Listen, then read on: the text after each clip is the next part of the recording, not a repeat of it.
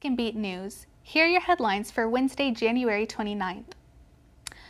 WTOV 9 reports at Tuesday's Steubenville City Council meeting, residents from Heritage Place apartments voiced concerns about ongoing heating issues. Tenants like Ronnie Mitchell and Wendy Model described using space heaters and ovens to stay warm, with frequent breaker failures and a lack of central heat. Some also reported water outages over the past 2 years. Council members acknowledged the problem but said the city's options are limited. Councilman Royal Mayo emphasized the need to bring attention to the issue, stating that people shouldn't have to live like this.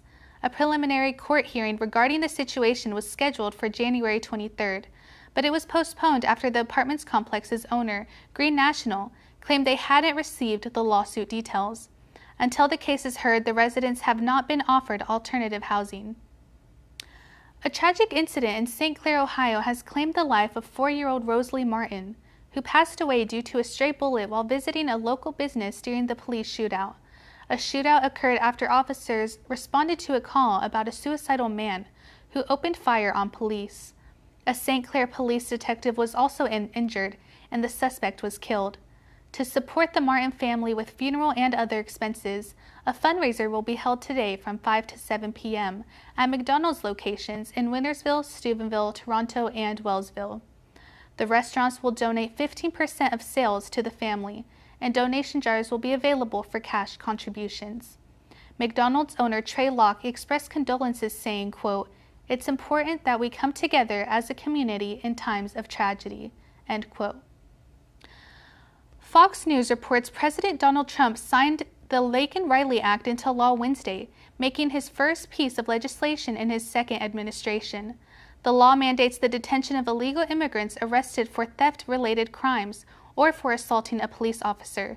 It also allows states to sue the Department of Homeland Security for damages linked to illegal immigration. The law honors Laken-Riley, a nursing student killed by an illegal immigrant in 2021. Trump called the tragedy a, quote, "horrific atrocity," end quote, and pledged to prevent such events in the future. Trump said, quote, "America will never ever forget Laken Hope Riley," end quote. The law has drawn both criticism and support. It passed with bipartisan backing, but faces opposition from groups like the ACLU, which warns it could lead to mass detention, even for minor offenses like shoplifting.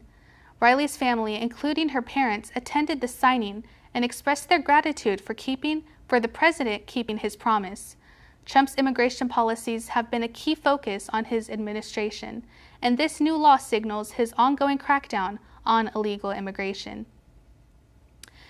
The AP News reports the tragic news out of Philadelphia, where 18-year-old Temple University student Tyler Sabapathy has died after falling from a street pole during the celebration following the Eagles' NFC championship victory. Sabapathy, a gymnast from Toronto, was a freshman majoring in exercise and sports science. Witnesses say he climbed the pole before falling and striking his head on the sidewalk. He was taken to the hospital but passed away Tuesday. Sabapathy was known for his gymnastic achievements, earning over 120 medals in various competitions. The AP News reports 30 killed in a stampede that occurred early Wednesday morning as millions of pilgrims rushed to bathe in the sacred confluence of the Ganges, Yamuna, and Saraswati rivers, a key ritual of the Hindu festival. Authorities had been expecting around 100 million devotees on the sacred day, and the overcrowded scene turned deadly when pilgrims rushed to jump barricades meant for a procession of holy men. Around 60 people have been hospitalized, with distressing scenes unfolding as families desperately searched for loved ones. Despite the tragedy, millions of people are still gathering at the festival's site. The stampede is raising questions about the organization of such massive events, with opposition leaders criticizing the government's handling of crowd control and VIP access.